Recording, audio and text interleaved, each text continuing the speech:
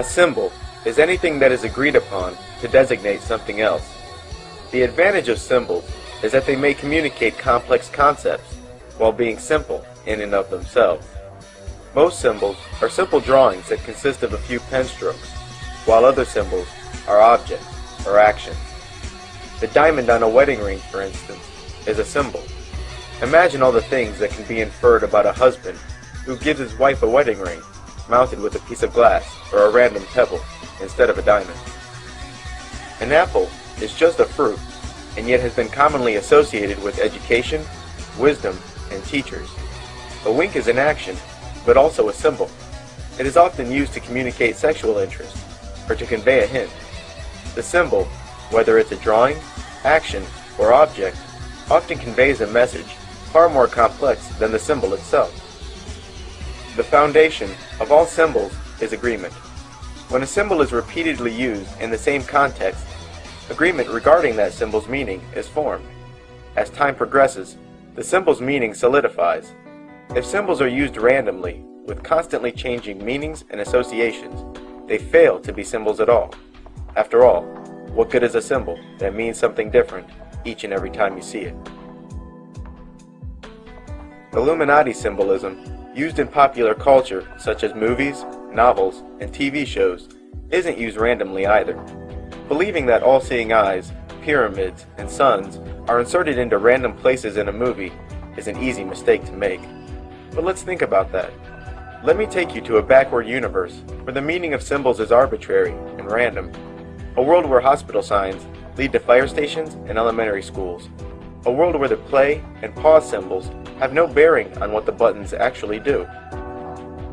A world where radiation signs, biohazard symbols, don't walk signs, and dollar signs are placed randomly throughout the city and used interchangeably.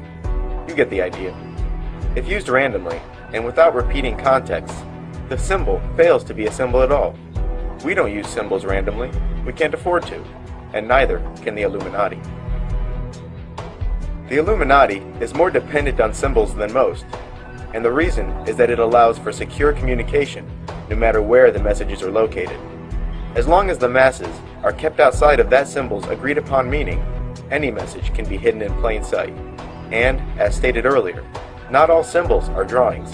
This is so important to remember as we move forward. When you go shopping, watch TV, read a magazine, or walk through the city, how well do you pay attention to the assault of logos that invade your space? Have you noticed the same symbols that show up in thousands of logos? Or have you fallen into a media-induced slumber, accustomed to the assault? Humanity has been conditioned by symbolism, and today we are bombarded by logos. The average American is exposed to 600 commercial messages each day. Some symbols and messages we recognize, and some we don't. And what we don't understand can be used against us.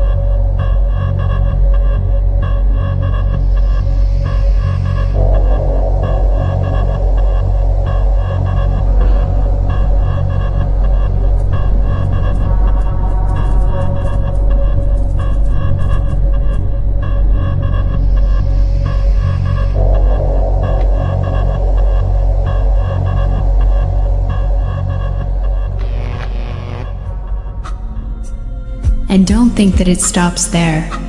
Religious organizations, governments, astrologists, secret societies, non-profits, and health organizations clearly understand the effectiveness of symbolism to communicate a message. Political campaigns are using subliminals in their ad campaigns. The entertainment and gaming industries know that symbols have emotional power and they play on it. The question is, do you know? You have to understand the secret societies, the fraternal orders that are operating within our border. And the people who are in power in this country are working for our enemies. They are using the terms and the symbols and the words and the catchphrases of the European secret societies. They are working for our enemies. This is why no matter what you do, nothing is going to work, because the people of this country don't understand the symbols.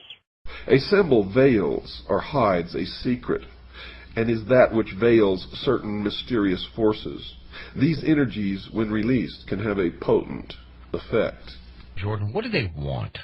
Why are they doing this? It has to do with the objectives of some extraordinarily ancient secret societies, fraternal orders that have in mind the total domination of the human race. Symbols are a language that can help us understand our past. As the saying goes, a picture says 1,000 words, but which words?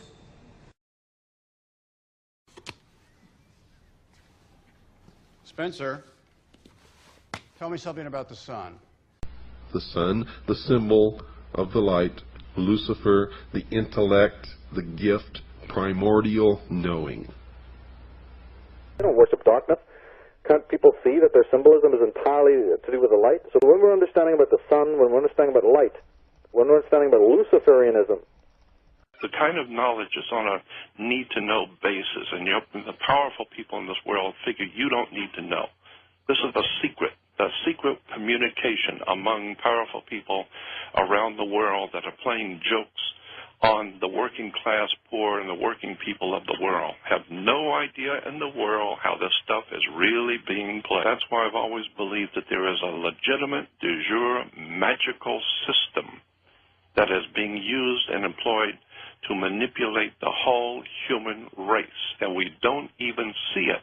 The secret is simply the fact that certain of their members worship Lucifer, and that they keep that secret from the overwhelming majority of their own members. And certainly the public is never to know this fact, if they can help it. And the evidence to support that conclusion is ample, but only to one who cares enough to look for it. I've been looking at this one subject of the hidden words, terms, catchphrases, symbols that the Illuminati uses around the world, and I am just amazed how it's right here in America in your face, and people have no idea in the world. We have no idea. They were brilliant. They're brilliant to be able to hide this. In plain sight, right in front of you. we're talking again about symbol literacy generally in life when it comes to advertisements, you see, or media, or video games, or even symbolism, art. It's very important for people to realize the subtextual messages that come across. And since people watch a lot of movies, and since movies are now, in our day and age, you know, $1 million creations, they're in your face, it's actually handy for people to watch them objectively also, like a critic, and see some amazing stuff that's, you know, being told to us through the films. Deadly fun, but also in the sun, that's it! Devil's Snare hates sunlight. Luma Solem! And I can tell you now that most of us have been living in fantasy land for all of our lives. We don't even know anything near what the truth of any matter is. We must begin an honest search. Now Osiris has as a symbol an eye, and that eye, of course, is the sun. And this eye represents the sun of the underworld. Quote, the arcana, defined as being a secret or hidden knowledge of the ancient mysteries, were never revealed to the profane, defined as those not initiated into the inner mysteries except through the media of symbols. This symbol in the Egyptian was a ball of light surrounded by radiant rays. Therefore the sun was radiating in all directions, lifting up everything that came in contact with, bringing death to life out of the earth. That part of the world where the sun was above the horizon was the good part, the life part. Night was the dark part. Night was darkness, mystery, and death. Day was light, brightness, and wisdom. The symbols and the words, the terms, you start breaking it down. It's in Hollywood, it's in movies, it's in music. I don't even know what to say about this. It's just so overwhelmingly obvious. Their symbolism is entirely to do with the light. So when we're understanding about the sun, when we're understanding about light, when we're understanding about Luciferianism.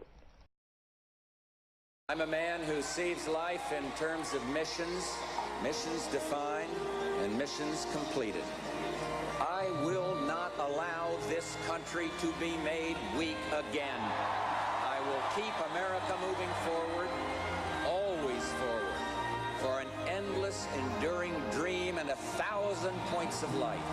Their symbolism is entirely to do with the light. So when we're understanding about the sun, when we're understanding about light, when we're understanding about Luciferianism, 1,000 points of light. 1,000 points of light. But the sun was there as a symbol of order, life, resurrection, fertility, and inwardly of the illumination of the soul. In all time, truth has been hidden under symbols, wrote Albert Pike. And he also wrote this: symbols are nevertheless ingenious veils that cover the truth. Once the knowledge was available, nothing could put it back again into secrecy. The only answer to this problem was to keep it secret from the beginning. Now, the problem of secrecy was largely in the hands of a philosophical priesthood, or perhaps we might say a great theological structure. It's a worldwide thing which is going on, and the people of this earth have no comprehension whatsoever of who's doing it and how it's working. And until we do that, we're just going to keep going further and further in and never realizing who's doing it to us and how they're doing it. It's a very high technology. The individual who desired knowledge and recognized the need of it was placed under certain restrictions, must take obligations, must prove through long training and discipline worthiness to receive knowledge. It was the purpose of these ancient teachers to make sure that nothing important to the advancement of man could be captured and held by selfishness or ambition or avarice. It was necessary, therefore, to select the custodians of knowledge. The question of just what the ancient mysteries were, folks, was answered in part by Albert G. Mackey, another 33rd degree Mason. Quote, each of the pagan gods had, besides the public and open, a secret worship paid to him, to which none were admitted but those who had been selected by preparatory ceremonies called initiation. This secret worship was termed the mysteries. Unquote. This is the same genuine, magic, authentic crystal used by the priests of Isis and Osiris in the days of the pharaohs of Egypt. No, it's a pagan god Horus and his mother Isis centuries before the birth of Christ. Light can conceal as well as reveal. Yeah, indeed, yeah. Light can blind and burn, you know, and that's what the Illuminati are calling themselves the men of light, or the princes of knowledge, or the Luciferians, for a reason, because they know how to manipulate and use light as a weapon. Quote, ancient secret doctrine, which is concealed in Masonic allegory and symbolism. It was but to preserve these truths that Masonry was perpetuated, unquote.